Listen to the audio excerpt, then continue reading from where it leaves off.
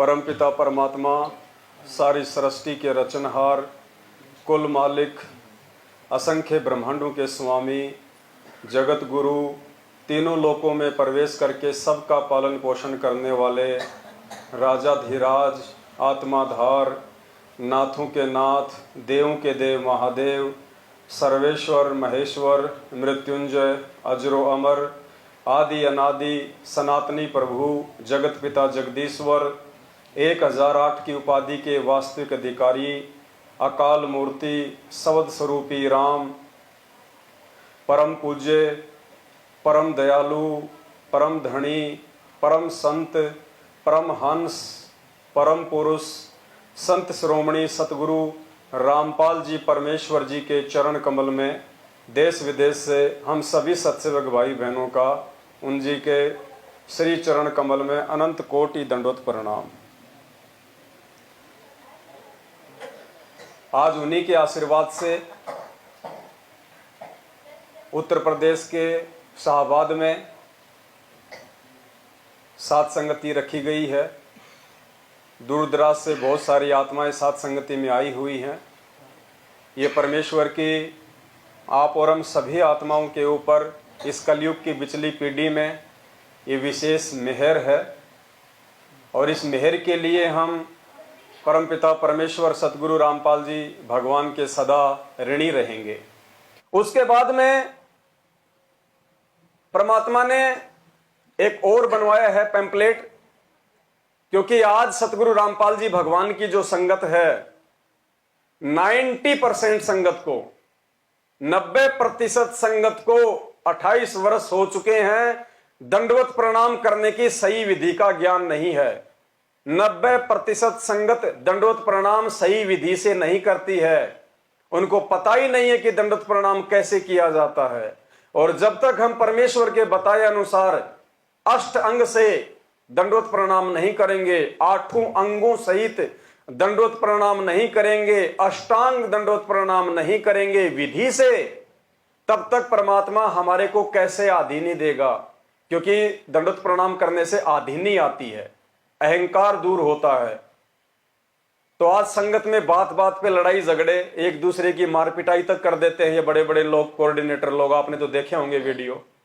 क्योंकि उनके अंदर आधीनी नहीं आई। भले उनको सारे नाम मिल गए, सार नाम तक मिल गया, सार शब्द भी उन्होंने ले लिया, लेकिन अभी तक उनके अंदर वो आधीनी नहीं आ पाई।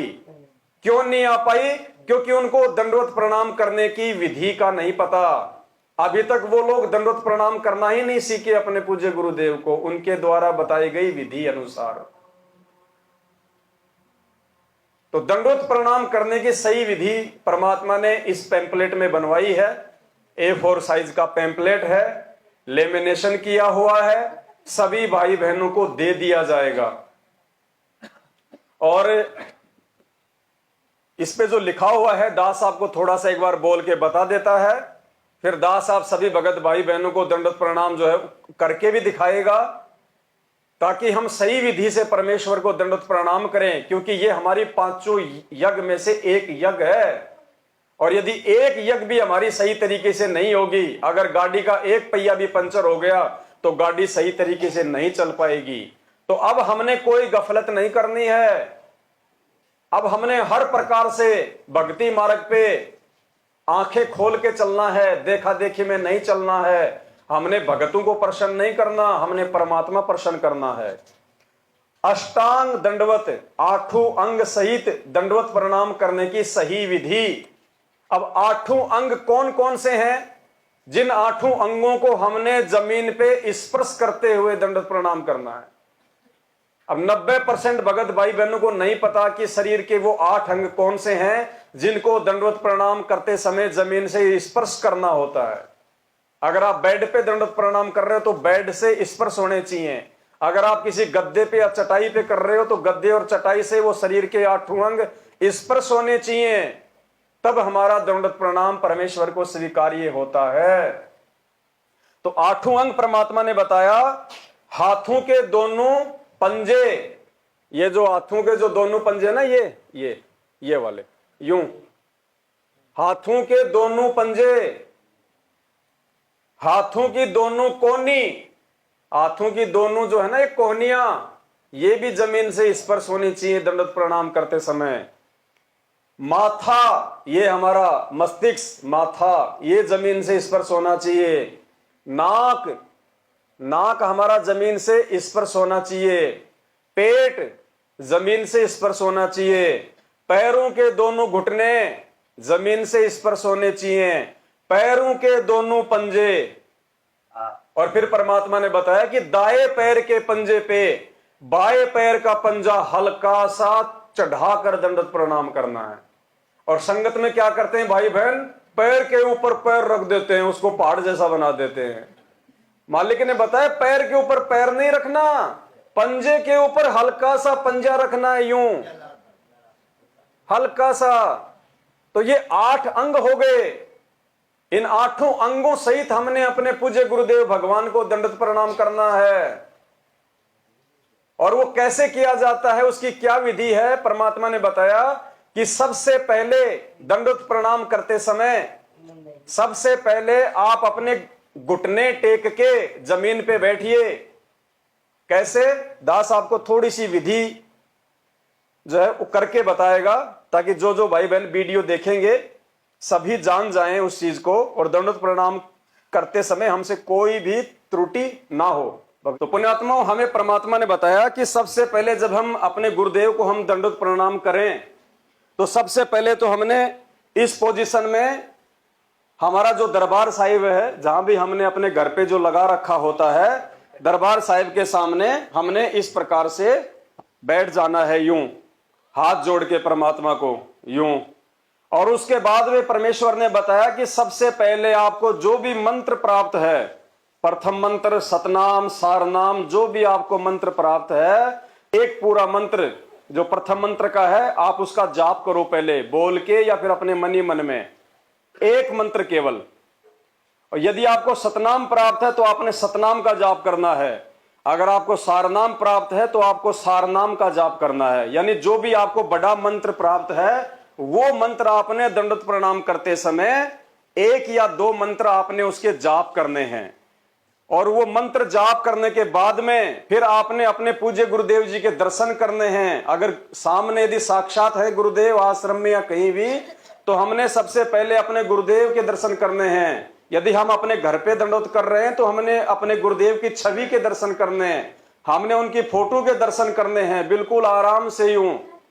और उसके बाद में फिर हमने ये शरीर के जो 8 जो हैं ये हमारे अंग, हाथों के दोनों पंजे, हाथों की दोनों कोहनी, माथा, नाक, छाती, पेट, और ये पैरों के दोनों घुटने, और दाएं पैर के पंजे पे बाएं पैर का हल्का सा जो है वो पंजा। फिर हमने अपने गुरुदेव को दंडवत प्रणाम करना, सीधा लंबा लेट के डंडे की तरह। मालिक ने लिखा हुआ है, जैसे आपको दास अभी करके बताएगा।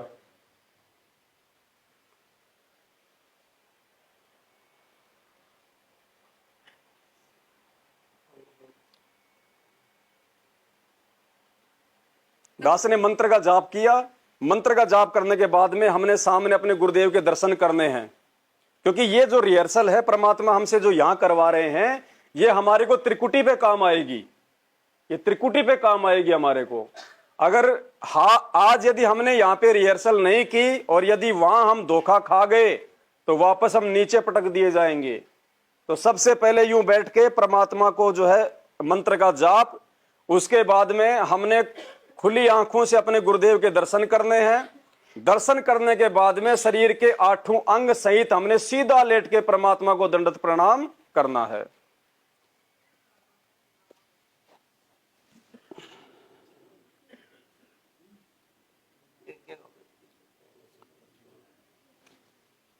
ये हमारे हाथों के दोनों ये पंजे हो गए, ये वाले, ये हमारी जो है ये कोहनी हो गई, और ये हमारा माथा हो गया, ये नाक हो गया, छाती हो गई, पेट हो गया, पैरों के दोनों जो है घुटने हो गए, और फिर ये दाएं पैर के पंजे पे, ये हमारा दायां पैर है, राइट वाला हमारा पैर है दायां, इसके ऊपर ये लेफ्ट वाला बायां वाला, इसका हल्का सा जो है ये पंजा यूं चढ़ा के,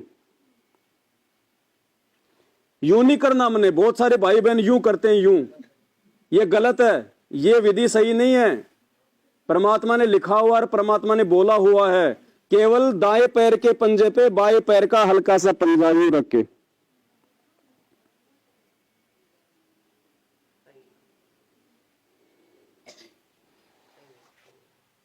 बंदी छोड़ सतगुरु रामपाल जी भगवान की।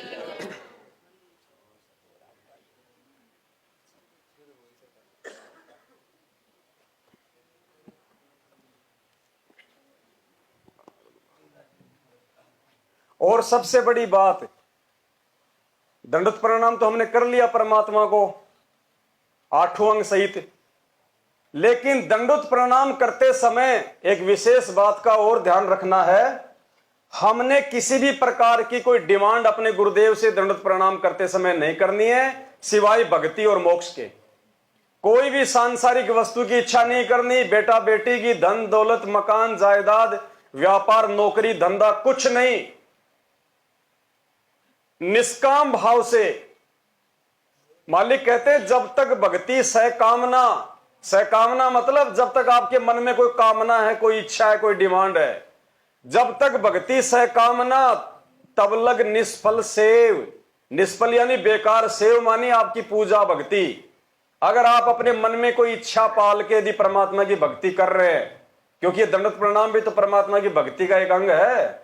अगर आप मन में कोई डिमांड या इच्छा लेके परमात्मा को दंडवत कर रहे हैं, आप उनकी भक्ति कर रहे हैं, तो परमेश्वर कहते हैं जब लग भक्ति सकामना तब लग निष्फल सेव। कहे कबीर वे क्यों मिले निष्कामी निज देव। निष्कामी वो परमात्मा इच्छा रहित भावना से मिलता है। मन में कोई इच्छा नहीं होनी चाहिए, हमारे कोई डिमांड नहीं होनी चाहिए। चाहे घर में खाने के दाने नहीं हैं तो भी आपने परमात्मा से ये डिमांड नहीं करनी कि परमात्मा शाम के आटे का जुगाड़ तो करवा ही देना। इतनी इच्छा भी आपने अपने गुरुदेव भगवान से नहीं करनी है, नहीं मांगना है, क्योंकि पुण्यात्मा मांगा उससे जाता है जो अंतर्यामी ना हो, जिसको पता ना हो। हमारे गुरुदेव पूर्ण परमात्मा है और परमेश्वर कहते हैं चीटी पायल बाजे पैर, साहिब सुनता है सब लहर। अंतर्यामी एक तुम आत्म के आधार, जो तुम छोड़ो हाथ तो मोए कौन उतारे। ये अंतर्यामी परमात्मा है। और अंतर्यामी उसको कहते हैं जो हमारे मन में उठने वाली सोच को पहले ही जान ले। यानी हमें नहीं पता कि हम 1 साल बाद उस परमात्मा से हम क्या डिमांड करेंगे, हमारे मन में क्या इच्छा प्रकट होगी। वो परमात्मा उसको पहले से ही जान लेता है कि इसके मन में 1 साल बाद में क्या इच्छा उत्पन्न होगी, ये क्या डिमांड लेके आएगा मेरे सामने। उसको कहते अंतर्यामी। जो हमारे असंख्य जन्म जो आज तक हो चुके हैं, करोड़ों अरबों खरबों, हर एक जन्म की जिसकी जानकारी में है, और आगे यदि हम पार नहीं हुए तो आगे हम कितने जन्म लेंगे, कौन कौन सी योनियों में जाएंगे, जिसकी खैर खबर उस परमात्मा को है, उसको कहते हैं अंतर्यामी। आदि से लेके अंत तक जिसको सारी जानकारी होती है उसको कहते हैं अंतर्यामी। तो अंतर्यामी भगवान से फिर डिमांड नहीं की जाती है। अंतर्यामी भगवान के द्वारा बताई गई विधि से भक्ति करनी होती है, और जब हम उनके अनुसार बताई गई भक्ति विधि से भक्ति करेंगे तो हमें मांगने की आवश्यकता ही नहीं पड़ेगी, क्योंकि परमात्मा कहते हैं सुमरण से सुख होत है, सुमरण से दुख जाए। कहे कबीर सुमरण करे वो साईं माए समाए। अरे जब हम किसी कंपनी में, हमारे को जो नौकरी उन्होंने दे दी, जो काम उन्होंने दे दिया, जो जिम्मेदारी दे दी, अगर हम उस जिम्मेदारी को सही तरीके से निभाएंगे तो महीने वाले दिन ऑटोमेटिक हमारी तनख्वाह बन के आएगी। उनके आगे हाथ फैलाने की जरूरत नहीं है। वो वहां का नियम है, वहां का विधान है। उनके द्वारा दी गई जिम्मेदारी को आप सही प्रकार से निभाओगे तो आपकी हर महीने वो तनख्वाह देंगे ही देंगे आपको। तो इसी प्रकार हम इस परमेश्वर के द्वारा बताई गई भक्ति को, 5 यज्ञ को सही विधि से करेंगे तो हमने मांगने की आवश्यकता नहीं है। परमात्मा ने बताया कि 6 महीने का बच्चा होता है, उसको नहीं पता कि 2 महीने बाद में सर्दी का सीजन आ रहा है और तेरे को स्वेटर भी चाहिएगी, तेरे को जूते भी चाहिएंगे, उसको कुछ नहीं पता। लेकिन वो अपने माता पिता पे आश्रित होता है इसलिए माता पिता को पहले से उसकी चिंता होती है। 15 दिन पहले लाके अपने घर पे रख देंगे उसके जूते, स्वेटर, सब कुछ, सारा सामान। तो इसी प्रकार जब हम अपने गुरुदेव भगवान पे आश्रित हो जाएंगे, उनके अलावा हम और किसी को ना पूजेंगे, ना हम किसी को जानते, ना हम किसी को मानते, तो पुण्यात्माओं फिर परमात्मा हमसे कोई दूर थोड़ी है।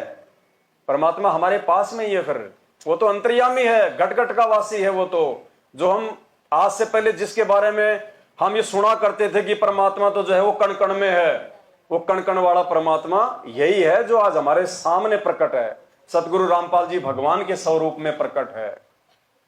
तो 8 अंगों सहित दंडवत प्रणाम करने की ये विधि परमपिता परमेश्वर जी के आशीर्वाद से इस कागज पे लिख दी गई है, लेमिनेशन करवा दिया गया है। हम सभी भाई बहनों ने भी इसी आधार से करनी है। ये हमारा यज्ञ है, ये प्रणाम यज्ञ है। और हमारे घर में जो बच्चे हैं, माता पिता हैं, उनको भी हमने समझाना है। सबसे हमने इसी प्रकार से दंडवत प्रणाम करवाना है। ये आप सभी भाई बहनों को साथ संगति के बाद में मिल जाएंगे, कोई चार्ज नहीं है, मुफ्त में मिलेंगे आपको। फिर इसके पीछे की साइड में चरणामृत पीने की सही विधि, क्योंकि चरणामृत पीने की विधि भी हमारे भगत भाई बहनों को नहीं पता है, 90% को नहीं पता अभी तक। कई भाई बहन तो चरणामृत को उस समय पीते हैं जब साल 6 महीने में उनके खांसी जुकाम होता है, जबकि ये रोज लेना हमारे को। अरे कहां मिलेगा ये चरणा अमृत? अरे समुद्र मंथन हुआ था, राक्षस और देवता लड़ मरे थे यहां के नकली अमृत के ऊपर, और ये पूर्ण परमात्मा हमें चरणामृत दे रहा है। पुण्यात्मा, इसका तो वारन पार नहीं है। और इसको भी लेने में हम लोग जो है वो कंजूसाई कर रहे हैं। अरे अगर ये पैसों में मिलता, 1-2 लाख रुपए का एक टपका मिलता, पहली बात तो इसका टपका तो 21 ब्रह्मांड में मतलब सुलभ ही नहीं है।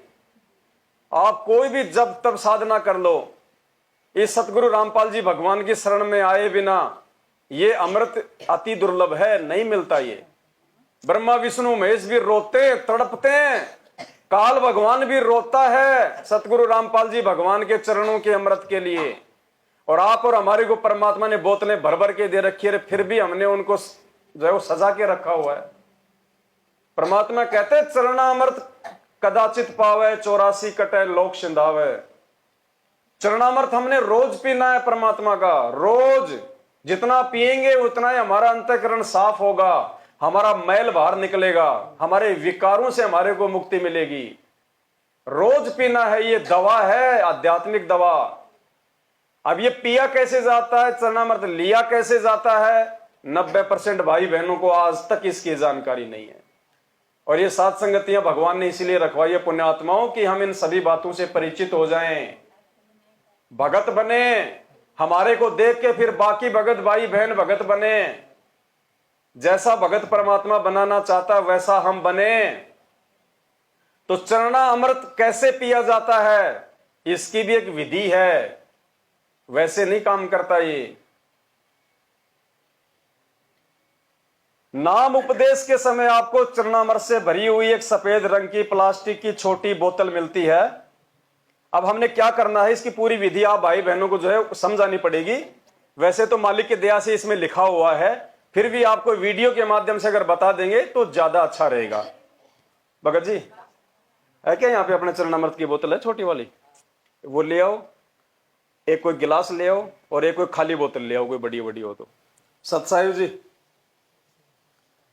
अब देखो हमारे पास में सारी सामग्री आ चुकी है आप भाई बहनों को समझाने के लिए कि पूज्य गुरुदेव सतगुरु रामपाल जी भगवान ने नाम उपदेश के बाद हमें जो चरणामृत दिया है, उस चरणामृत को हमने कैसे सेवन करना है, क्या उसकी विधि है।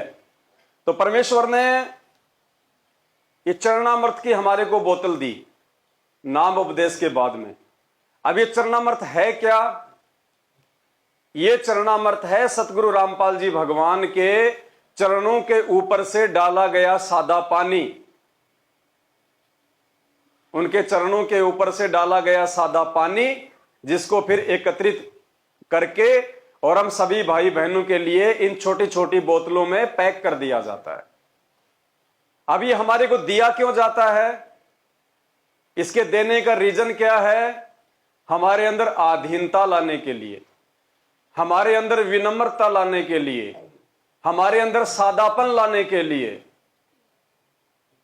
कि यदि कोई भगत होगा, यदि कोई मोक्ष की अधिकारी आत्मा होगी, यदि वास्तव में कोई हंस होगा जिसको भक्ति की प्यास है, जो मान बड़ाई से दूर है, चाहे वो किसी भी जाति से है, किसी भी धर्म से है, जब उसको पता चलेगा कि ये जो चरणामृत है, ये जो जल है इस बोतल में, ये सतगुरु रामपाल जी भगवान के चरणों का जल है, तो जिसको भक्ति की प्यास होगी वो तो इसको पिएगा। और जो अहंकारी होगा, जो काल का जीव होगा, जो अपने आप को सांसारिक तौर पे कोई विशेष जाति और धर्म से संबंधित मानता होगा कि मैं तो ब्राह्मण हूं, मैं तो बनिया हूं, मैं तो यादव हूं, मैं तो श्री कृष्ण जी का वंशज हूं, मैं कैसे, संत रामपाल जी तो एक जाट है हरियाणा के, मैं कैसे एक जाट के चरणों का जल पीऊं, मैं तो जाति और कुल में और धर्म में उनसे श्रेष्ठ हूं। तो पुण्यात्माओं, वो आत्मा वो काल का है, वो काल का जीव है वो। और जो ये सोचेगा कि भाई ये परम संत के चरणों का अमृत है और ये तो देवताओं को भी नसीब नहीं है, इस अमृत के पीने मात्र से ना जाने हमारे कितने करोड़ों पापों का सत्यानाश होगा। और ये सौभाग्य तो भाई कभी कभी मिलता है, जन्म जन्मांतरों बाद, युग युगांतरों बाद। और वो आत्मा रोजाना अपने गुरुदेव के चरणों का जल ग्रहण करेगा, अमृत ग्रहण करेगा। अब इसकी विधि क्या है? ये बोतल हम सभी भाई बहनों को मिलती है। घर पे लाके बहुत सारे भाई बहन इसको रख देते हैं, छेड़ते भी नहीं है, या कभी कभार याद आ गया तो क्या करेंगे, इसी का ढक्कन खोलेंगे और जैसे वो खांसी की दवा पीते हैं ऐसे पी लेंगे, या इसके ढक्कन में डाल के पी लेंगे, फिर वापस इसको बंद कर देंगे। ये विधि नहीं है। इसकी विधि परमात्मा ने बताई। जब हम इस बोतल को अपने घर पे लेके आते हैं तो हमने क्या करना है, एक सादा पानी की बोतल, जैसे मार्केट में मिलती है ना, जो पानी की बोतल मिलती है बिस्लरी वगैरह, आप चाहो तो मार्केट से वो खरीद के ले आओ, 15-20 रुपए की पानी की बोतल भरी हुई सादा जल, साफ पानी। आप चाहो तो ऐसा कोई भी 1 लीटर का, 2 लीटर का, 5 लीटर का कोई डब्बा, कोई बोतल, कोई थर्मस आप अपने घर पे सादा पानी से भर लो। जो नल का पानी जो हम अपने घर पे जो प्रतिदिन यूज करते हैं पीने में और साग सब्जी बनाने में, 1 लीटर की, 2 लीटर की या 5 लीटर की आप एक बोतल सादा पानी की भर लो। और सादा पानी की बोतल भरने के बाद में हमें ये जो चरणामृत मिलता है, इसका एक ढक्कन या 5-10 बूंद, एक ढक्कन या 5-10 बूंद चरणामृत की इस 1 या 2 लीटर सादा पानी की भरी हुई बोतल में डाल लो। एक ढक्कन डाल लिया, उसके बाद इसको हमने वापस पैक करके और हमने इसको अपने दरबार में या किसी अलमारी में, मतलब सेफ जगह पे आप इसको वापस यूं की यूं रख दो। आप इसको ना छेड़ो, क्योंकि आपने ये 2 लीटर की सादा पानी की बोतल में एक ढक्कन उस चरणामृत का डाल के आपने पूरा का पूरा जो ये जल है, आपने इसको चरणामृत ही बना दिया। अब प्रतिदिन हमने क्या करना है, इसको आप चाहो तो अपने दरबार में रखो, चाहो तो किसी और जगह पे रखो। सुबह सबसे पहले जैसे ही हम उठें, सबसे पहले तो परमात्मा ने विधि बता दी, मंगलाचरण, उसके बाद में 8 वाणियां समर्थ साहिब रत्न उजागर वाली। उसके बाद में अगर आपने नित्य नियम करना है तो पहले आप अपना नित्य नियम कर लो। यदि आप नित्य नियम करने से पहले लेना चाहते हैं चरणामृत, तो आप चाहे उसको पहले ले लो, कोई दिक्कत नहीं है। लेना कैसे है, फिर आपने क्या करना है, ये गिलास लेना है, कैसा, छोटा ले लो, बड़ा ले लो, जैसी आपकी इच्छा है। आपने गिलास लिया, इस गिलास में आपने इस बोतल से, जो कि पूरा ही चरणामृत हो चुका है, आपने आधा गिलास, आधा कप या आधा गिलास इस बोतल में से वो चरणामृत डाल लेना है। डाल लिया। डालने के बाद में ठीक वैसे ही करना है जैसे हम दंडवत प्रणाम करते हैं। ये चरणामृत हमने इसमें लेके फिर हमने उसी पोजीशन में बैठना है जिस पोजीशन से हम गुरुदेव को 8 अंगों से दंडवत प्रणाम करते हैं। हमने ये चरणामृत अपने हाथ में यूं पकड़ा और उसके बाद में हमने जो भी मंत्र हमें जो मिला हुआ है पूज्य गुरुदेव जी से, प्रथम सतनाम या सारनाम, 1 या 2 मंत्रों का हमने जाप करना है। जाप करने के बाद में हमने दोनों हाथों से पकड़ के, एक हाथ से पकड़ के नहीं पीना हमने, ये फिर इसका अनादर हो जाएगा। दोनों हाथों से यूं का यूं पकड़ के, ऐसे की ऐसे यूं पकड़ के, और हमने इसको होठों के लगा के पीना है। ऊपर से नहीं पीना, ऐसे होठों के लगा के पीना यूं। और इसको 2 बार में नहीं पीना, 4 बार में नहीं पीना, केवल इसको 1 बार में पीना है। आपने जो आधा कप इसमें डाला ना चरणामृत का, उसको केवल 1 बार में आपने पूरा पीना, यूं का यूं। पीने के बाद में आप इसको साइड में रख दो और फिर वो की वो विधि परमात्मा की मंत्र जाप करके 8 अंग से परमात्मा को दंडवत प्रणाम करना। फिर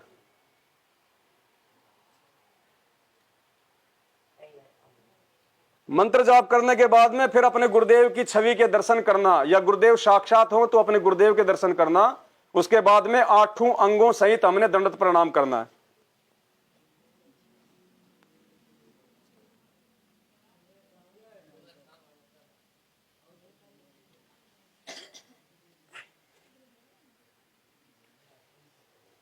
उसके बाद में हमने जो चरणामृत जो पिया था और जो खाली गिलास है, हमने सादा जल, कोई मटके का या कोई भी नल का सादा जल इसमें थोड़ा सा और डालना है, हल्का सा यूं। चरणामृत नहीं डालना दोबारा, सादा जल। और इसको थोड़ा सा हमने इसको यूं हिलाना है। हिला के हमने इसको वापस नीचे बैठ के पीना है। पी लिया। उसके बाद में जहां भी हमारे बर्तन धोने की जगह है वहां पे हम जाएंगे और इस गिलास को हमने अपने हाथ से धोना है। दूसरा नहीं धोएगा इसको कोई भी, हमने इसको खुद अपने हाथ से धोना है। धो के फिर आप अपने दरबार में रखो या जहां भी रखो, अपना वापस इसको रख देना। ये चरणामृत की विधि मालिक ने बताई है। और जैसे ही आपकी ये बोतल खाली होने को हो, क्योंकि हम इसको रोज लेंगे, कई भाई कहते हैं भाई क्या हम दिन में 3 बार ले सकते हैं? 1 बार ही बहुत है, सुबह सुबह ले लो, बहुत है। जैसे ही ये बोतल हमारी खाली होने को हो, इसमें 1 गिलास या आधा गिलास इसमें चरणामृत का बचे, उसी समय इसको ऊपर से सादा जल डाल के और भर लो। बार बार उसको डालने की जरूरत नहीं है। डालना चाहो तो थोड़ा बहुत 2-4 बूंद या 1 ढक्कन उसका डाल लो, अन्यथा कोई जरूरत नहीं है। यह परमात्मा का वचन है। हम इस प्रकार से चरणामृत को हम बढ़ा सकते हैं, हमने कहीं और से लाने की आवश्यकता नहीं है। जैसे इसमें थोड़ा सा बचे, ऊपर से इसको और भर लो, इसको सादा पानी से, वो सारा ही चरणामृत हो जाता है। तो इस प्रकार हमने रोजाना चरणामृत लेना है। अपने बाल बच्चों, माता पिता, जो भी सतगुरुदेव जी से नाम उपदेशी हैं, सबको हमने इसी विधि से चरणामृत लेने के लिए प्रार्थना करनी है। अब जिन भाई बहनों को संकल्प नाम दीक्षा मिली हुई है, अगर उनके पास में चरणामृत है तो बहुत अच्छी बात है। नहीं है तो चिंतित होने की जरूरत नहीं है। ये सादा बोतल ले लो, पानी की भर लो, परमात्मा के दरबार में रखो, 3 टाइम की आरती करो, घर में आपके सत्संग चलेंगे, ये चरणामृत ही बन जाएगा। परमात्मा को दंडवत प्रणाम करके उनसे प्रार्थना करो कि परमेश्वर दया बख्शो, मेरे लिए तो यही आपका चरणा अमृत है। और रोजाना इसी विधि से आपने चरणामृत लेना है। दंडवत प्रणाम करते समय जिनको संकल्प नाम दीक्षा मिली हुई है, जिनको मंत्र नहीं मिला हुआ है, वो अपने गुरुदेव का जयकारा लगा दें। बंदी छोड़ सतगुरु रामपाल जी भगवान की जय। वो गुरु जी का जयकारा लगा के अपना चरणामृत ले लो। अपना दंडवत प्रणाम करते समय भी अपने गुरुदेव को मंत्र की जगह उनका जयकारा लगा। तो ये विधि है। अपने आत्माओं, जब हम इस विधि से हम ये सारे काम हम करेंगे तब परमात्मा भी प्रसन्न होंगे और हमारी भक्ति भी बनेगी। और जैसा परमात्मा हमें बनाना चाहते हैं वैसा फिर हम धीरे धीरे बनेंगे।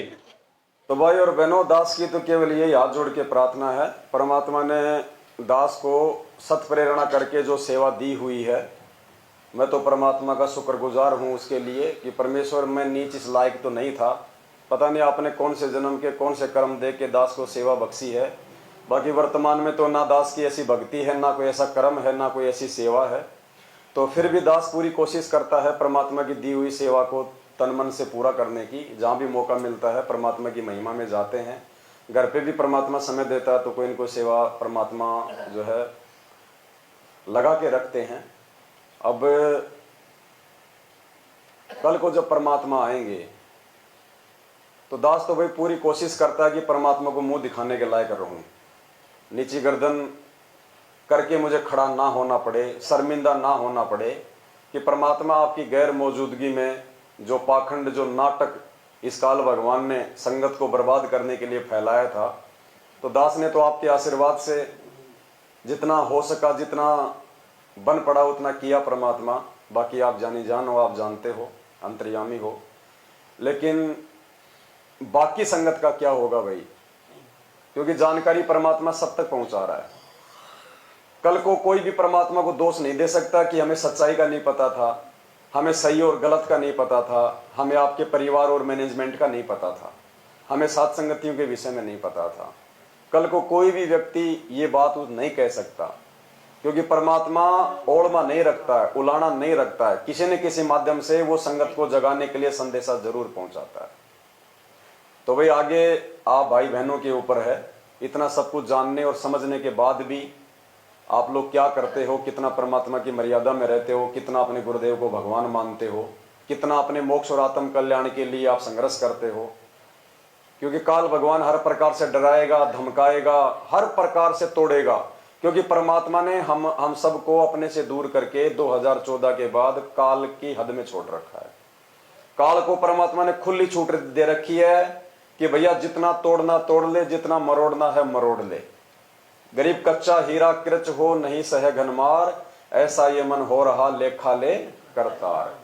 परमात्मा ने कह रखा कि भैया जो मेरा होगा उसका तो रिंचक भी कुछ नहीं बिगड़ेगा, एक कण भी तू उस हीरे का नहीं तोड़ पाएगा, चाहे कितनी घन की चोट मार ले, पाखंड की, अज्ञान की, डर की, भय की, धमकी की।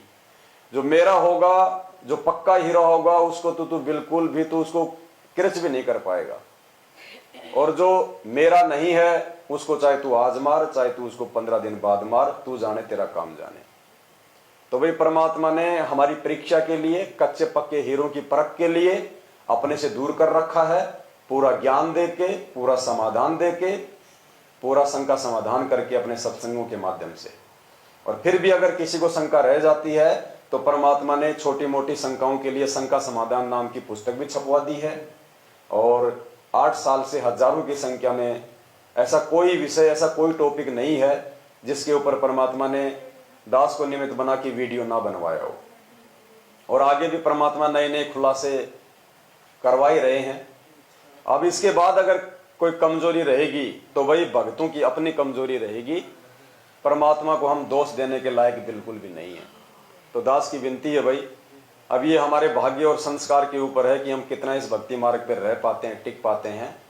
क्योंकि अभी तक जो हुआ वो तो बिल्कुल नॉर्मल है, कोई बड़ी बात नहीं है। दास तो उसके विषय में भी आपको सतगुरुदेव जी की प्रेरणा से हमेशा आपको सचेत ही करता आया है कि भैया अगर भक्ति मार्ग पे आपको सावधानी की जरूरत है तो केवल अपने भगत भाई बहनों से सावधान रहने की जरूरत है, और किसी से सावधान रहने की जरूरत नहीं है। दूसरे आपको नहीं तोड़ पाएंगे। अगर आपको काल तोड़ेगा तो संगत वालों के माध्यम से तोड़ेगा। और 2022 में जो छटनी हुई उसमें आप लोगों को, आप ही के सत्सेवक भाई बहनों ने, जो कि आधे कच्चे आधे पक्के थे, उन्हीं के माध्यम से काल काफी लोगों को साथ संगतियों से तोड़ के ले गया। अब आगे का जो समय है 2 से 3 साल का, ये समय है मुख्य परीक्षाओं का। ये बात भी नोट कर लेना। अब आगे आप आगे का जो समय है, अभी तक तो नॉर्मल था, कोई बड़ी बात नहीं है, लेकिन आने वाला जो समय है उस समय में हमारी असली परीक्षा होगी। परमात्मा ने इसीलिए सात संगतियों के माध्यम से हमारे को इतने तैयार किया है, मर्यादाओं में रख के, कि आने वाला जो समय है वो प्राकृतिक आपदाओं का, प्राकृतिक उथल पुथल का, हमारे अंदर डर और भय पैदा करने का। अब हमारे को तोड़ने का काम संगत वाले नहीं करेंगे, क्योंकि जिनको तोड़ने का काम संगत वालों ने करना था वो तो टूट के वापस मैनेजमेंट की तरफ उसी गंध में चले गए। और जो मैनेजमेंट वाले हैं वो तो पहले से ही वो तो टूटे हुए हैं, उनका तो क्या टूटेगा, वो तो चाहे आज मरो चाहे 2 साल बाद मरो। मरने का मतलब चाहे भगवान का मार्ग आज छोड़ो चाहे 2 साल बाद में छोड़ो, और जिसने भगवान का मार्ग छोड़ दिया वो मरने के बराबर ही है। असली परीक्षा फिर साथ संगत वालों की होगी, और वो आने वाले समय में होगी। और ये परीक्षा 18 अप्रैल 2024 के बाद होगी। 18 अप्रैल 2024 तक तो परमात्मा साथ संगत में और कई लोगों को जोड़ेगा, क्योंकि भविष्यवाणियां हो रखी हैं, दास ने आपको पहले भी सुनाई थी। 18 अप्रैल 2024 तक तो संगत और जुटेगी।